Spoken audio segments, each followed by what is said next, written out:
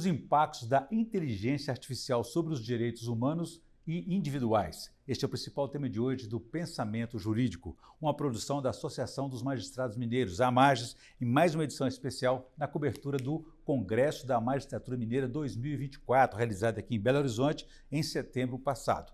Nosso tema de hoje, então, os impactos da inteligência artificial, será com a ministra Edilene Lobo, do Tribunal Superior Eleitoral, e também é doutora em Direito Processual Civil. Obrigado pela presença, um prazer recebê-la aqui do Pensamento Jurídico. Alegria é minha, obrigada. Prazer. Bom, ouviremos também no próximo bloco a professora Tainá Aguiar Junquilho. Elas fizeram palestras sobre o tema no Congresso aqui, sobre a inteligência artificial. Ministra, toda inovação é bem-vinda, né? Especialmente o desenvolvimento tecnológico, mas, por outro lado, requer uma regulação. Como é que está essa situação da inteligência artificial? Bom, quando nós falamos de inteligência artificial, nós falamos de construção humana, criação humana aplicada à vida. Rapidamente, a inteligência artificial é um tipo de tecnologia que utiliza matemática pura, tem sido, nos últimos 2, 3 anos, muito enfocada, porque ela sofreu um impacto muito grande com o autoprocessamento de dados, principalmente com a popularização dos smartphones, que permite o acesso e a navegação pelo mundo digital praticamente sem limite. Então, inteligência artificial é um tipo de tecnologia, ela vem sendo difundida desde os anos 50 do século passado e, como eu disse, mais recentemente, sofrendo essa grande impactação do modelo de inteligência artificial generativa, que é a utilização da linguagem computacional muito próxima da linguagem humana.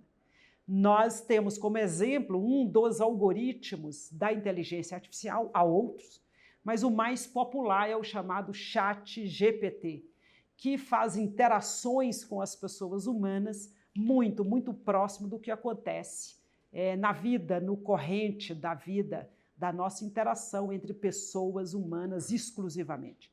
Então é uma conexão muito interessante entre humanidade e máquina e é importante nós falarmos que esse é um tema que chama a atenção do mundo, o debate sobre inteligência artificial aplicada à vida e a necessidade de regulação, especialmente para discutir os aspectos éticos da aplicação da inteligência artificial. Esse debate ele tem ganhado o mundo e no Brasil não é diferente.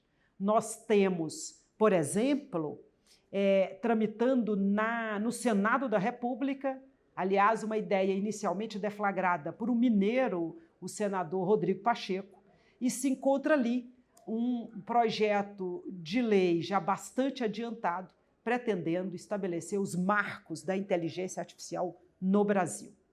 Eu venho dizendo que a Justiça Eleitoral Brasileira, o TSE em especial, que tem a honra de integrar como ministra substituta, já traz para a sociedade brasileira e mundial a regulação da inteligência artificial aplicada ao campo da propaganda eleitoral e dos processos políticos eleitorais.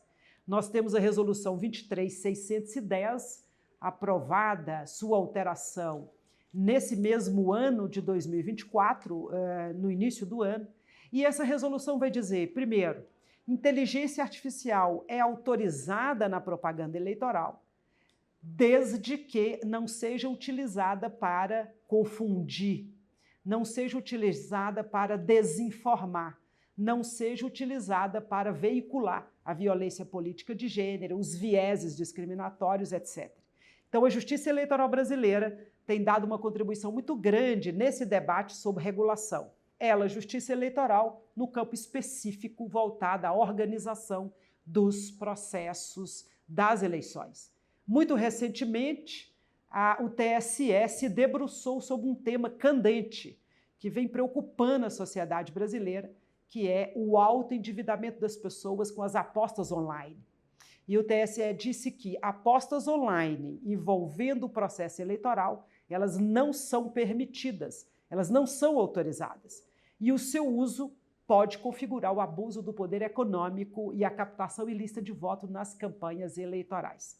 Essa regulação foi trazida à corte por volta do dia 17, se eu não estou enganada, 17, 16 do mês de setembro, e o TSE, então, mais uma vez, dando essa grande contribuição para esse ambiente, vem dizer que, tal qual o Código Eleitoral já previa, tal qual a lei mais recente que organiza as eleições determina, não se pode aceitar o que já tinha se iniciado no Brasil a aplicar, que é utilizar apostas online para interferir de alguma maneira no processo eleitoral, nas eleições limpas e transparentes no Brasil. Alguém pode até achar que é alguma interferência, mas é fundamental que essa regulação seja feita sobre essa ótica constitucional, sobre esse arcabouço legal do país, até para não afetar os direitos humanos, os direitos fundamentais, direitos individuais. Exatamente. Quando nós falamos dessa regulação, é preciso que se compreenda que a ideia é, e tem sempre que ser assim, quando nós falamos da inteligência artificial aplicada, como qualquer outra construção humana, ela deve ser para privilegiar, para prestigiar direitos fundamentais. É importante a regulagem, a regulação nesse campo. Sempre é importante falar do direito aplicado para que todas as pessoas tenham direitos. Por exemplo, a privacidade dos seus dados. Por exemplo, a explicabilidade das decisões tomadas com apoio na inteligência artificial, o enfrentamento dos vieses no desenvolvimento e aplicação da inteligência artificial, e aqui no evento destaquei muito a necessidade de nós compreendermos que a inteligência artificial projeta o futuro com base em dados do passado.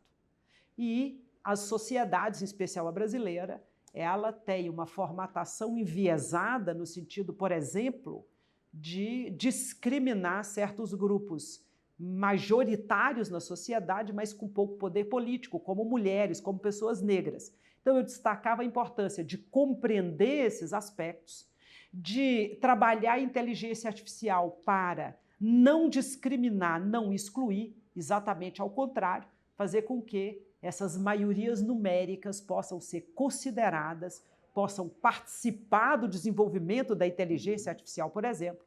E aqui eu destaquei a necessidade da diversidade no desenvolvimento da inteligência artificial e, principalmente, a necessidade da diversidade aplicando inteligência artificial, por exemplo, no judiciário brasileiro. Até porque a Justiça Eleitoral é pioneira nesse sentido, os prazos estão aí, não pode ficar esperando uma regulação. E agora eu queria que você explicasse para a gente o seguinte, porque pode ajudar até a resolver conflitos, mas não pode superar o humano, né? Exatamente. Principalmente quando nós falamos dessa grande função, que é, por sua vez, um direito humano fundamental, que é o acesso à justiça, que é a decisão, o tratamento dos conflitos para solucionar os problemas das pessoas, principalmente pensando na implementação de mais direitos para a sociedade brasileira. É importante ter em mente que a inteligência artificial, essa linguagem matemática gerencial, pode e deve ajudar a organização dos processos, pode e deve ajudar as pessoas humanas que decidem a trabalharem com mais segurança, com mais rapidez, mas jamais nós podemos falar em substituição das pessoas humanas, nessa arte, dever, poder, necessidade de fazer justiça no Brasil.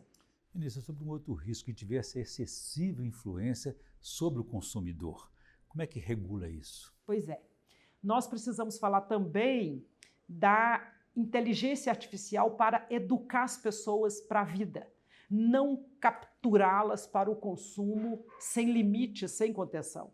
Eu falava das apostas online. Estima-se no Brasil que de 2023 para cá, 25 milhões de pessoas tenham realizado algum tipo de aposta. Temos notícia também do alto endividamento, principalmente das pessoas mais pobres, porque parece se vender uma ideia de que basta investir um pouco de dinheiro para ficar rico. Nós sabemos que não é assim. Nós sabemos que o mundo da vida não ocorre dessa maneira e não se mudam realidades num clique. Portanto, educar as pessoas consumidoras, respeitar principalmente essa multiplicidade de consumidoras e consumidores no Brasil é fundamental. Então, a inteligência artificial, seja no campo do consumo, seja no campo dos processos políticos, das decisões judiciais, precisa ser aplicada para favorecer as pessoas, para educar e orientar as pessoas, jamais para capturá-las para o consumo sem contenção ou para desinformação, por exemplo, dos processos políticos, para difusão de mentiras, para difusão de informações falsas que podem constranger e atingir, por exemplo, a liberdade de escolha das pessoas. Isso, ela é estudiosa do direito aqui no Brasil, fora do Brasil também. Como é que estão essas experiências no exterior? Poderemos aproveitar alguma delas aqui no Brasil? Bom, nós temos importantes iniciativas pelo mundo. Por exemplo, as cartas de direitos digitais. E aqui já vou adiantando que é muito comum nós falarmos em constitucionalismo digital, democracia digital. Eu critico essa adjetivação porque eu entendo que não é a democracia que tem que ser digital, mas o digital que tem que ser democrático. Eu também não acho que é o constitucionalismo que tem que ser digital. É a digitalização do mundo que tem que ser constitucionalizada. Nós vamos falar de direitos fundamentais, por exemplo, a inovação tecnológica. E a Constituição brasileira tem um dispositivo assim, o artigo 218, diz que é um direito fundamental o acesso à inovação tecnológica. Portanto, quando nós falamos desse tema pelo mundo, o assunto chama muita atenção, tem muitas iniciativas, mas eu, pelo que estou acompanhando e observando, eu vejo o Brasil como a grande sementeira para o mundo da regulação da inteligência artificial. Eu falava da justiça eleitoral. A justiça eleitoral brasileira tem produzido essas regulações com autorização legal. Sempre lembro que o artigo 57J da Lei 9.504 diz que o TSE pode adotar resoluções para tratar dessas novas tecnologias impactando os processos eleitorais. Então, partindo aqui, por exemplo, da justiça eleitoral, mas também observando essas amplas conversas e debates sobre inteligência artificial. Acabaram de falar sobre o marco da inteligência artificial no Senado da República. O grande debate capitaneado pelo CNJ no Brasil sobre inteligência artificial aplicada ao judiciário. Enfim, nós temos no Brasil grandes discussões e boas construções. Eu penso que há uma oferta do Brasil para o mundo nesse campo. Muito bem. Bom, eu conversei aqui com a ministra Edilene Lobo, do TSE, falamos aqui sobre a inteligência artificial e os impactos sobre os direitos humanos, direitos fundamentais. Ministra, obrigado pela entrevista, foi um prazer recebê-la aqui no Pensamento Jurídico. Prazer sempre meu, até uma próxima. Obrigado. Bom, e no próximo bloco vamos conversar com a professora Tainá Aguiar Junquilho, que vai falar sobre os aspectos éticos envolvendo aí a inteligência artificial. A gente volta em instantes.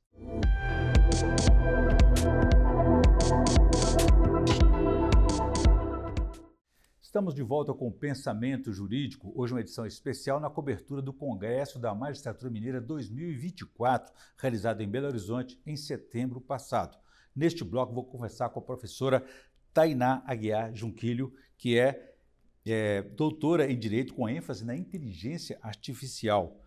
A senhora fez aqui uma palestra nesse congresso, professora, com o seguinte tema: aspectos éticos da inteligência artificial nas tecnologias e ferramentas no processo eletrônico. Quais são esses aspectos éticos? Que risco corremos?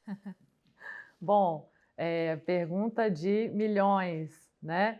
É uma alegria estar aqui no programa e ter participado desse congresso da Magistratura Mineira. Eu sou capixaba, praia dos mineiros, né? Então gosto muito da recepção que os mineiros dão.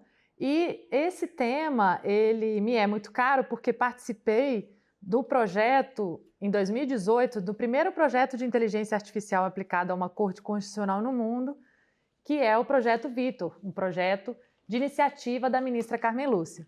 Então, desde que eu participei, esse projeto era um convênio entre a Universidade de Brasília e o Supremo Tribunal Federal.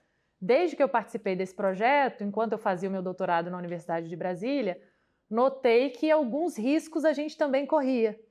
Então, por exemplo, né, quando você aplica a inteligência artificial a uma corte constitucional, como que fica a fundamentação da decisão judicial? Será que a gente pode atribuir ao algoritmo a decisão final ou será que é necessária uma revisão humana?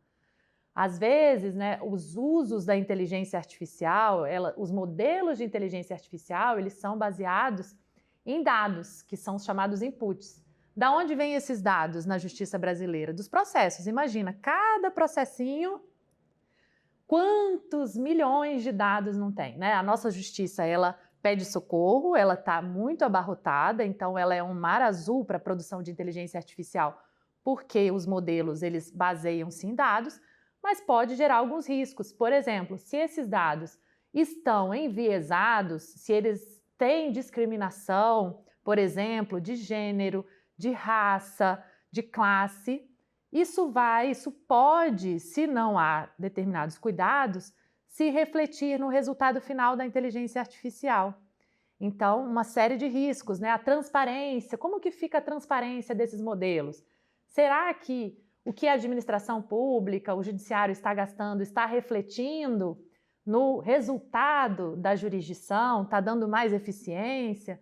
Então, transparência desses modelos, o fato de que eles não podem ser ou acentuar discriminações, uma série de questões é o que a gente tem que pensar, porque, claro, a nossa justiça precisa de mais eficiência. De ferramentas, né? Agora, essa combinação da inteligência artificial, ela mistura máquina e mistura o ser humano, né? Mas não podemos, ao final, deixar que ela resolva esses processos. Precisa manter o olhar, a presença humana, a sensibilidade humana diante de conflitos que são humanos, né? Exatamente, né? Principalmente quando a gente fala de jurisdição.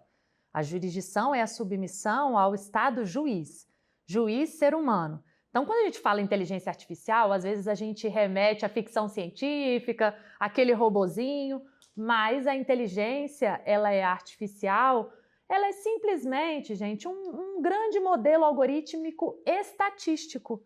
Então, o que isso significa? Você vai colocar ali uma série de dados e ela vai fazer previsões em cima daqueles dados.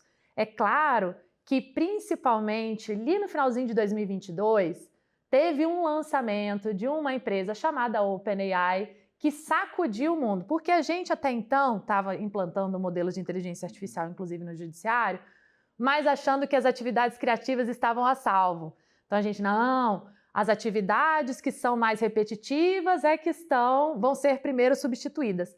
Quando no fim de 2022 a OpenAI lança um modelo super usável que foi muito baixado e hoje está sendo utilizado, inclusive pela magistratura, que é o tal do ChatGPT.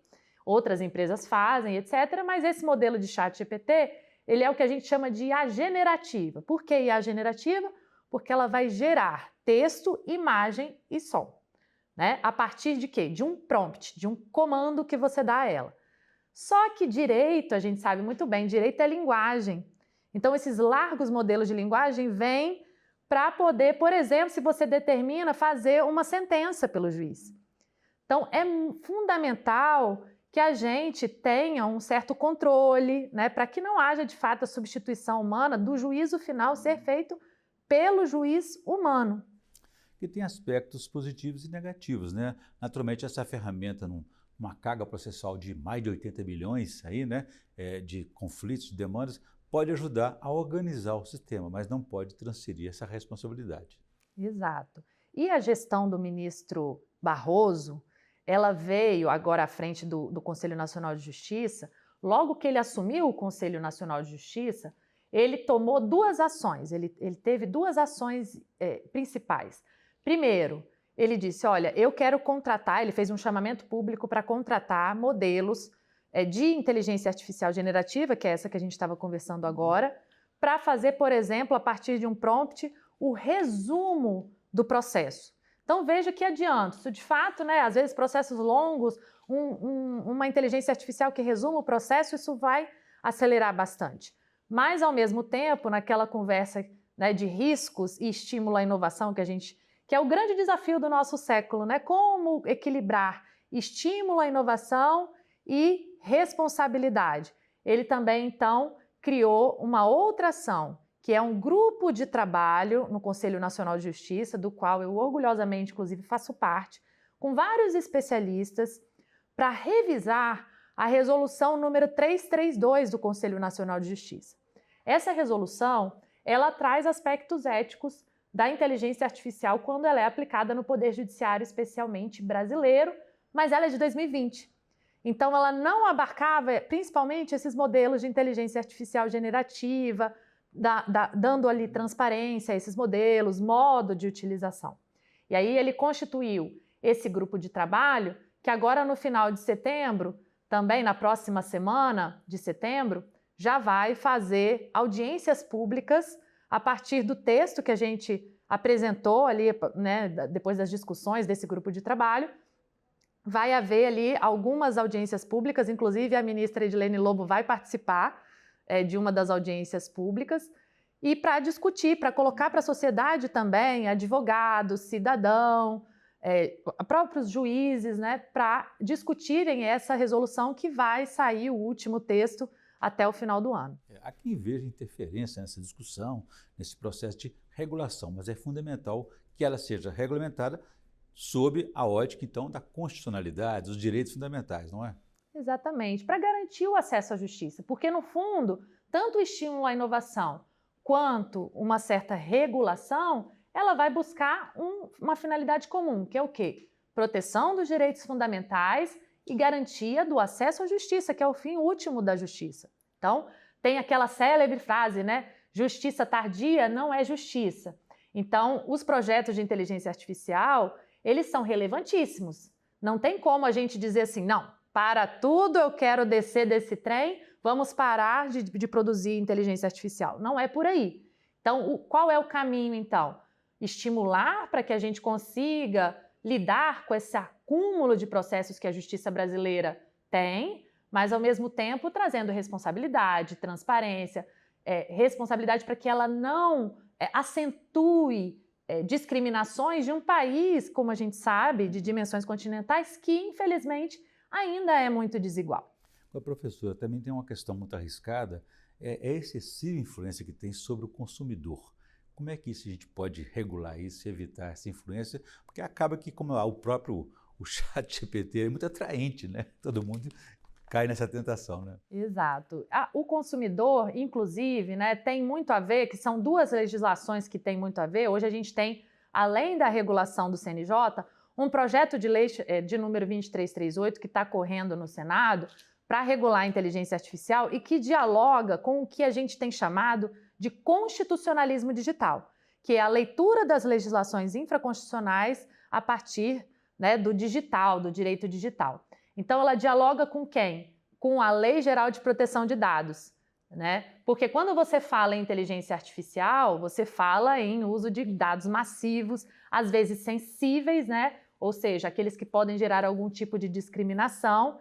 E aí, por isso que a Lei Geral de Proteção de Dados, o projeto de lei também 2338 de inteligência artificial, eles dialogam com o Código de Defesa do Consumidor, que, pasmem, não sei se todos sabem aqui, todos que estão nos assistindo sabem, mas foi o primeiro documento nosso, a primeira legislação a trazer algum tipo de proteção de dados pessoais, foi o Código de Defesa do Consumidor. Por quê? Porque é para cadastros, por exemplo, né, para oferecer promoções, eventualmente, é que primeiro se fizeram aqueles grandes cadastros de consumidores. Então, a gente tem, de fato, uma demanda, por um lado, o fato de que os consumidores estão ali como grandes judicantes e, ao mesmo tempo, também seus dados são muito relevantes numa sociedade como essa que a gente vive e agora até nas redes sociais, porque os dados são usados também para oferecer propagandas direcionadas para esses consumidores. Então, todo um arcabouço legislativo do constitucionalismo digital, ele também surge para proteger esse consumidor da era digital, né?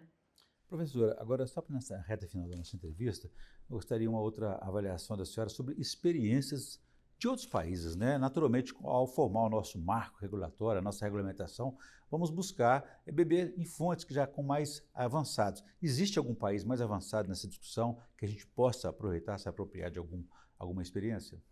Olha, existem vários que a gente saiba. Todos os países estão se movimentando nesses dois sentidos que a gente comentou aqui durante a nossa entrevista. Tanto para estímulo, com estratégias de desenvolvimento. Então, por exemplo, a China Os Estados Unidos, que hoje são as grandes potências em inteligência artificial, China e Estados Unidos, têm reforçado estratégias para o desenvolvimento. Então, a China, por exemplo, se colocou que até 2025 quer se tornar a maior potência em desenvolvimento de inteligência artificial, mas, ao mesmo tempo, com regulações. Então, tentando trazer esse equilíbrio entre estímulo e regulação. E aí você tem, por exemplo, um modelo que o Brasil se inspirou, que é o modelo europeu de regulação do AI Act, chamado AI Act, que já está em vigor. Então, eles primeiro fizeram o GDPR, que é o Regulamento Geral de Proteção de Dados, que inspirou a nossa LGPD, né, Lei Geral de Proteção de Dados, e agora também com o AI Act, ele também tem inspirado o nosso PL 2338, tá? Então, qual é o modelo do AI Act? Ele traz inteligências artificiais por níveis de risco. Então, existem algumas inteligências artificiais cujo resultado é tão difícil de você, tão arriscado e tão difícil de você controlar, como, por exemplo, é o caso das armas autônomas, né, o uso de inteligência artificial para armas autônomas, que você bane, você traz o banimento. É o chamado risco excessivo aqui na proposta regulatória do Brasil. E outras são de alto risco, como, por exemplo, a inteligência artificial para fins judiciais que ferem princípios do Estado Democrático de Direito. Nesse caso, é considerada pela proposta legislativa uma inteligência artificial de alto risco, o que significa que quem produzir esses projetos precisa respeitar uma série de deveres maiores de transparência, de não discriminação, etc., né? De relatórios de avaliação de impacto dessas inteligências artificiais. Muito bem. Eu conversei aqui com a professora Tainá Aguiar Junquillo, doutora em Direito com ênfase na inteligência artificial, que discutiu conosco aqui sobre os aspectos, apresentou para a gente aqui aspectos éticos da inteligência artificial aqui no Congresso da Magistratura Mineira. Professora, muito obrigado. Foi um prazer recebê-la aqui. Uma alegria. Convido a todos e todas a assistirem o trailer do documentário Juris Máquina, que eu dirigi sobre as aplicações de inteligência artificial no direito brasileiro. Boa dica, tá aí. Ficamos por aqui. Obrigado e até a próxima.